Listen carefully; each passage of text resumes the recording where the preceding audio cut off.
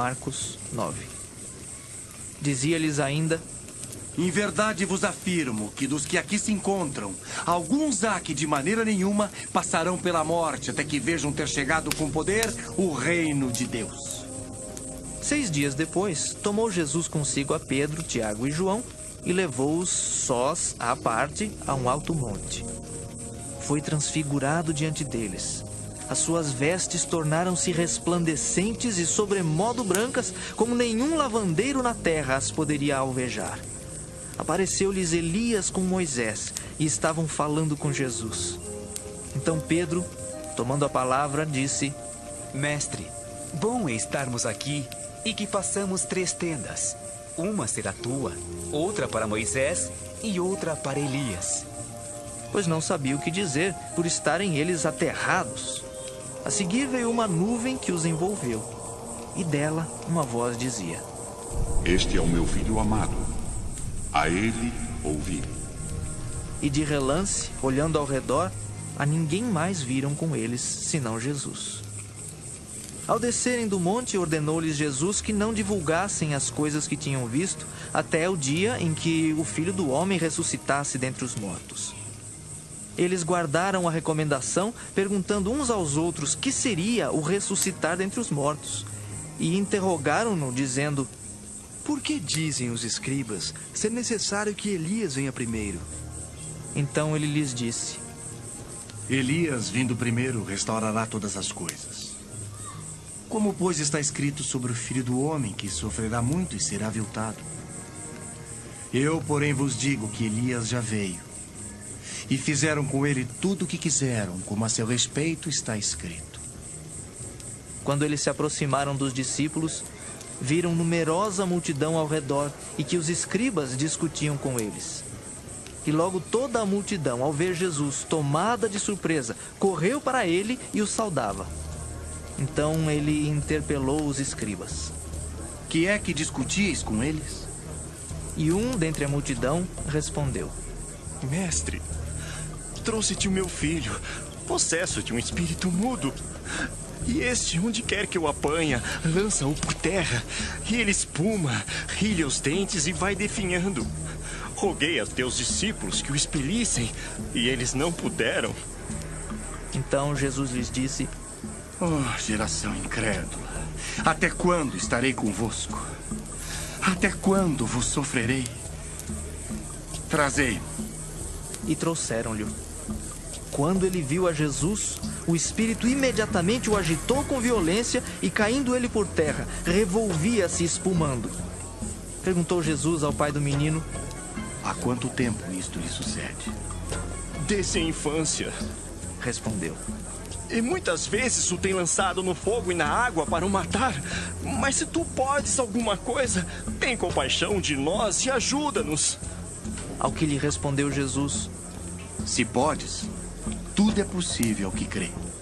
E imediatamente o pai do menino exclamou com lágrimas: Eu creio, ajuda-me na minha falta de fé. Vendo Jesus que a multidão concorria, repreendeu o espírito imundo, dizendo-lhe: Espírito mudo e surdo, eu te ordeno, sai deste jovem e nunca mais tornes a ele. E ele, clamando e agitando-o muito, saiu, deixando-o como se estivesse morto, a ponto de muitos dizerem: Morreu. Mas Jesus, tomando-o pela mão, o ergueu, e ele se levantou. Quando entrou em casa, os seus discípulos lhe perguntaram em particular: Por que não pudemos nós expulsá-lo? Respondeu-lhes: Esta casta não pode sair, senão por meio de oração e jejum.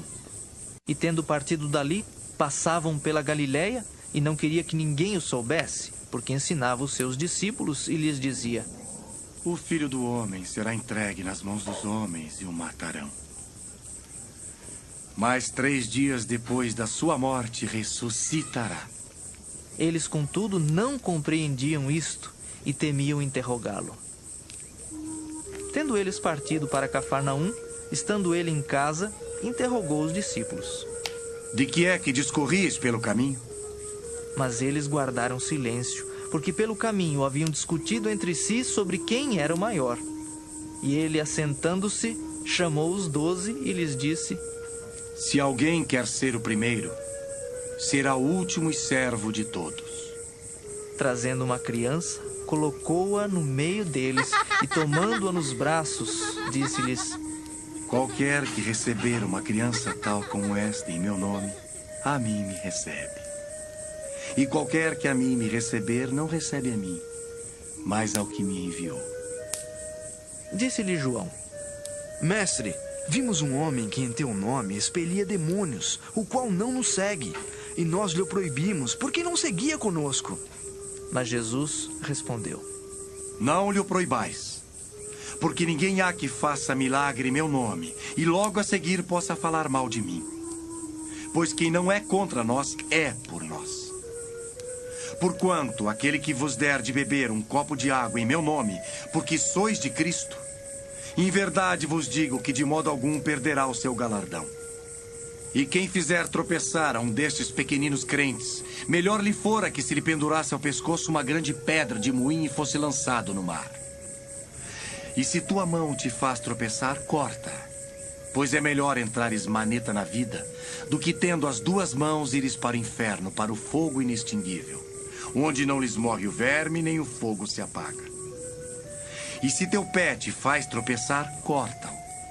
É melhor entrares na vida aleijado do que, tendo os dois pés, serem lançados no inferno, onde não lhes morre o verme, nem o fogo se apaga.